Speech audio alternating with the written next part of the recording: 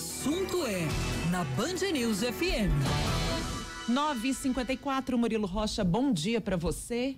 Bom dia, Sinine, bom dia, Luciana. Bom dia. Bom dia, ouvintes da Band News. Pois é, né, foi um susto esse sequestro aí desse ônibus ontem.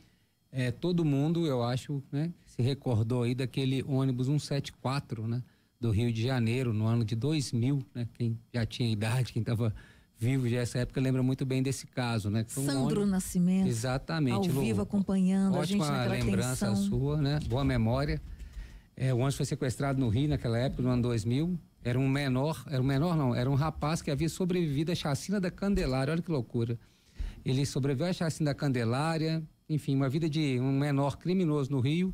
Ele sequestrou um ônibus na época, fez a Geisa Gonçalves, professora Geisa, de refém, e o desfecho foi o pior possível, né? A polícia ficou horas e horas negociando. Quando tentou se aproximar do ônibus, ele se assustou, deu um tiro na refém, matou a refém, foi preso dentro de uma viatura, mas já chegou na delegacia morto. Foi asfixiado dentro da viatura, né? Lembrando esse caso do Rio, o ônibus 174, que depois virou documentário, filme, enfim, quem não se lembra, depois pode procurar por esse documentário. Acho que tem até um filme também, ônibus 174, né? E ontem esse sequestro em Contagem me remeteu àquilo, apesar de circunstâncias completamente diferentes, e o desfecho também, ainda bem, muito diferente, né? Parece aí que o rapaz, o sequestrador do ônibus, tem problemas mentais, ao que tudo indica, mas com certeza também vai ser responsabilizado por esse ato, que ainda bem terminou sem vítimas, né? Não teve ninguém morreu, foi ainda bem. Um desfecho bem diferente daquele trágico o ônibus 174 que ocorreu no ano 2000 no Rio de Janeiro, no Brasil, né? Em frente ali o Jardim Botânico, ali o bairro Jardim Botânico, Parque Lage, no Rio de Janeiro, aquele desfecho. Agora, Sinine, Luciano e ouvinte, meu assunto de hoje, na verdade, é sobre um ofício da Prefeitura de Contagem que tem a ver com muito do que a gente fala aqui e traz de notícias aqui. A Prefeitura de Contagem, desde a semana passada, ela decretou lá uma circular, um ofício notificando lá os servidores e a própria Câmara Municipal do município que os vereadores estão impedidos de entrar nos órgãos lá da Prefeitura, órgãos municipais, e filmar, entrar sem avisar, entrar com assim, para fiscalizar, pretende fiscalizar, né? Entrar na Secretaria de Educação, entrar em algum posto de saúde, enfim, entre alguma coisa da Prefeitura, entrar para fiscalizar sem aval prévio da própria Câmara Municipal.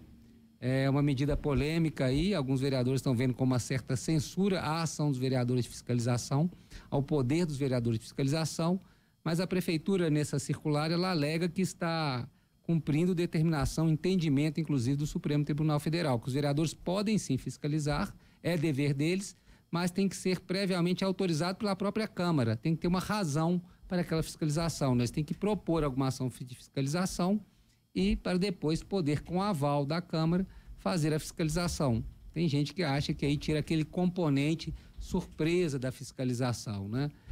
Mas uma das questões que motivou aí a Prefeitura de Contagem a tomar essa decisão foi justamente o processo eleitoral, quando alguns vereadores, em busca de reeleição aí, entraram dentro de departamentos públicos filmando, expondo servidores, né? Trazendo supostas denúncias. E a gente viu isso recentemente aqui, um caso de um prefeito, aí é diferente, foi o próprio prefeito que entrou num centro de saúde e filmou lá um médico dormindo durante a madrugada, e aí todo um questionamento, que o médico alega que estava no direito dele de descansar, o prefeito alega que ele tinha que atender mesmo fora da área, ele tinha que atender a demanda porque havia pessoas na fila, enfim, mas eu acho que o interessante dessa ação da Prefeitura de Contagem é uma tentativa também de coibir essa exposição de servidores públicos e esse caça-clique de alguns políticos também, né? Que pegam a câmera de celular a pretexto de fiscalizar, invadem sem autorização, sem nada, invadem aí prédios públicos e começam a filmar, expor servidores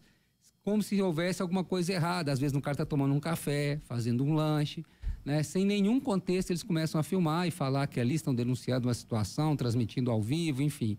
A Prefeitura de Contagem, então, está meio que, né, normatizando essa situação aí, falando que eles não podem fiscalizar prédios aí da Prefeitura sem antes uma autorização da própria Câmara, sem ter uma justificativa, né? Entrou lá com um projeto de fiscalização sobre a Secretaria Municipal de Saúde de Contagem, queremos fazer lá algumas blitz investigativas. A Câmara teria que autorizar, segundo a Prefeitura, essa ação para aí sim o vereador poder lá dar essa incerta, essa batida. Agora, fica essa questão, né? O vereador tem que avisar a data que ele for, porque se ele tiver que avisar, perde todo o sentido da ação de fiscalização, né? Ele vai estar todo mundo lá, tudo bonitinho para ele ver. Eu acho que o intuito da Prefeitura é mais evitar esses abusos e essa exposição de servidores que vinha ocorrendo muito.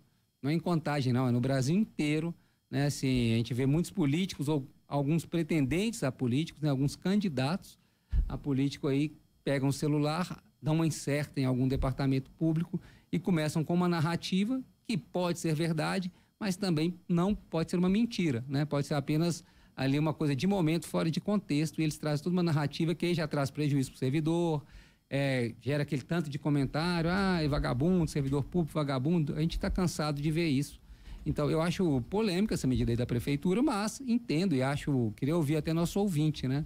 O que ele acha disso, né? Eu acho assim, eu concordo, talvez tem que ser autorizado, tem que ter um motivo para aquela fiscalização, mas também não pode ter uma data, né? Porque senão perde toda o objetivo da fiscalização, que é ver ali, né? Talvez pegar de forma realmente surpresa, mas tem que ter o aval, tem que ter um motivo porque está indo ali na Secretaria de Educação, na Secretaria de Saúde, enfim, isso de qualquer município, mas Contagem baixou aí essa circular que é assinada no dia 21 de janeiro desse ano, né? Segunda circular lá, tá 0225. Segunda circular assinada pela prefeita este ano é justamente essa aí, regulamentando esta questão da fiscalização dos vereadores, né? Parece que os vereadores estão analisando através lá da corregedoria, da Procuradoria da Câmara, lá de vereadores de Contagem, diretoria legislativa, está analisando ainda essa circular e vai se posicionar, né, sobre esse documento da Prefeitura, essa norma da Prefeitura sobre o papel dos vereadores, né? Há uma preocupação que isso restrinja, que isso censure, interfira nesse papel de fiscalização dos vereadores. Não sei se isso é constitucional. Exatamente. Não sei. A circular da Prefeitura, estou até com ela aqui, ela fala que está baseada, numa decisão do STF.